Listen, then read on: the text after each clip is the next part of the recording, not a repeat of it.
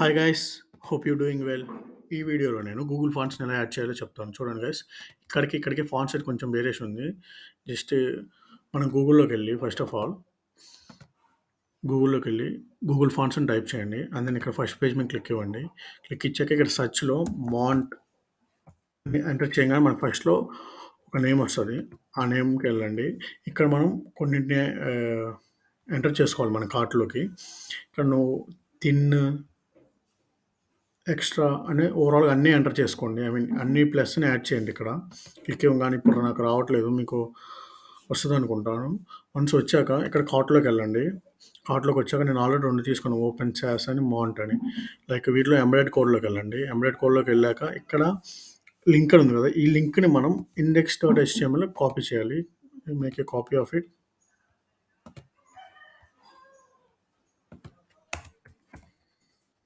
Copy చేశాక ఇక్కడ నాకు వెయిట్ 100 అని ఉంది. ఇప్పుడు నేను ఈ ఫాంట్ ఫ్యామిలీ మాంట్సెరెంట్ అని కాపీ చేసి మన index.cssలో ఇస్తాను. చూడండి.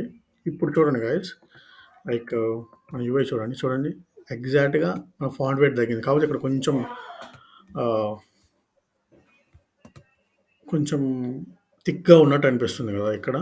ఇప్పుడు మనం ఏం చేద్దామంటే, మనం ఇక్కడ ఎడిట్ చేయకుండా ఫాంట్ ఫ్యామిలీని మనం డైరెక్ట్‌గా index.htmlలోకి వెళ్దాం.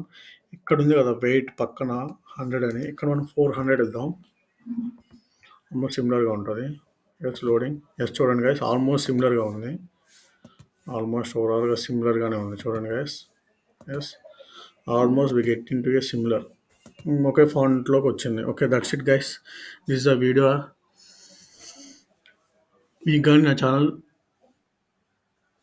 నచ్చితే సబ్స్క్రైబ్ చేయండి గైస్.